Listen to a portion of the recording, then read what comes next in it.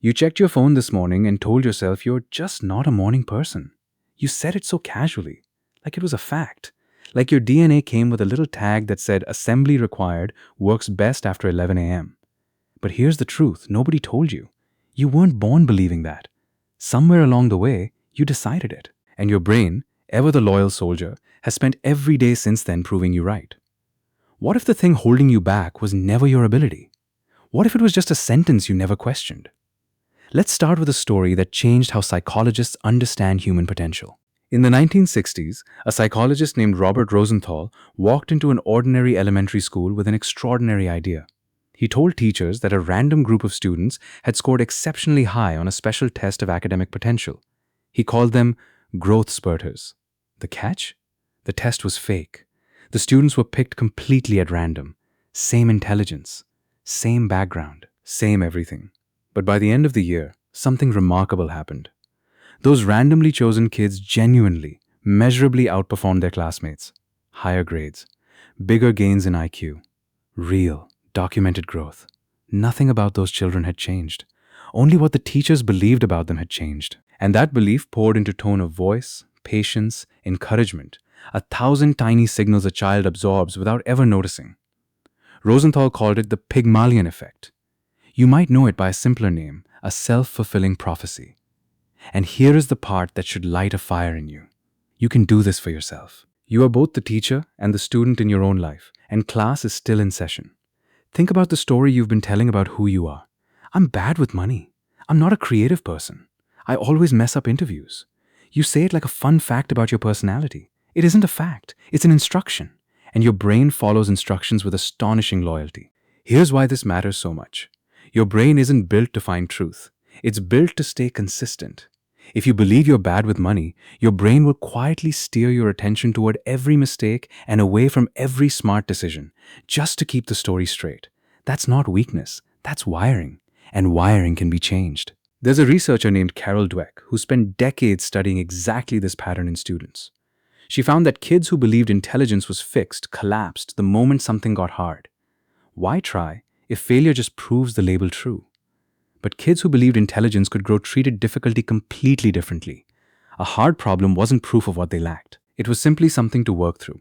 Same brain, same raw ability, completely different outcome. The only difference was the story they carried into the room.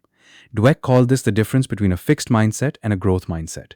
And here's the good news hiding inside that research. Mindsets are not permanent. They are learned, which means they can be relearned, starting today, starting with you. Somewhere in your life, you decided something about yourself. Maybe a teacher said you weren't a math person. Maybe you bombed one presentation and quietly filed yourself under bad at public speaking forever. That moment felt small. It wasn't.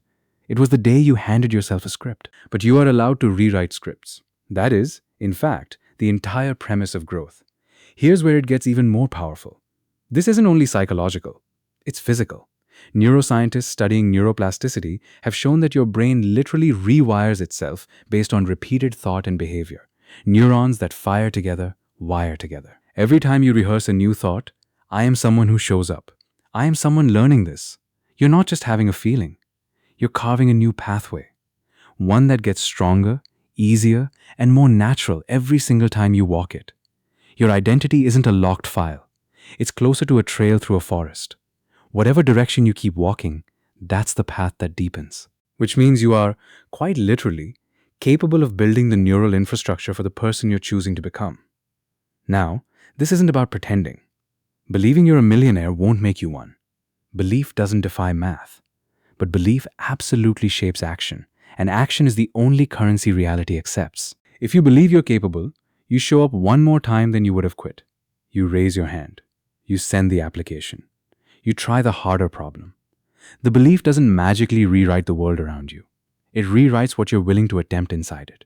And attempts, repeated enough times, start looking a lot like results. There's a concept from researcher and author James Clear called identity-based habits, and it flips traditional advice on its head. Most people try to change a habit in hopes of eventually becoming a different kind of person. Clear argues the far more powerful move is to decide who you are first and let your habits become the evidence. Not, I'm trying to run more. Instead, I'm a runner and runners run, so I'm going for a jog. One is a goal you might abandon by February.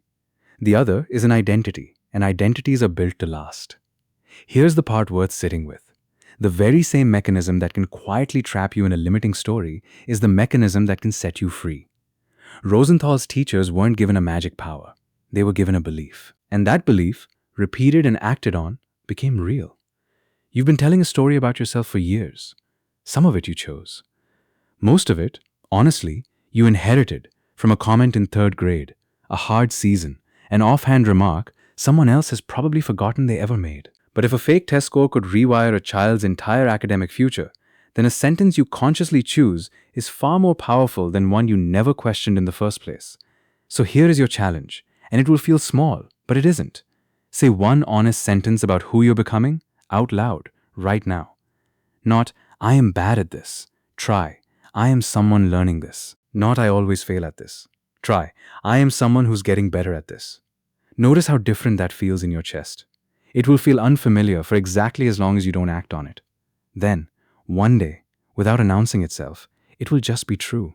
Because you didn't wake up this morning as a fixed, finished, unchangeable person. You woke up as someone still being written, one thought, one choice, one small brave action at a time. And that page is still blank enough for you to decide what goes on it next. You checked your phone this morning and told yourself you're just not a morning person. Maybe. Or maybe that's simply the last sentence you haven't rewritten yet. So rewrite it, starting now.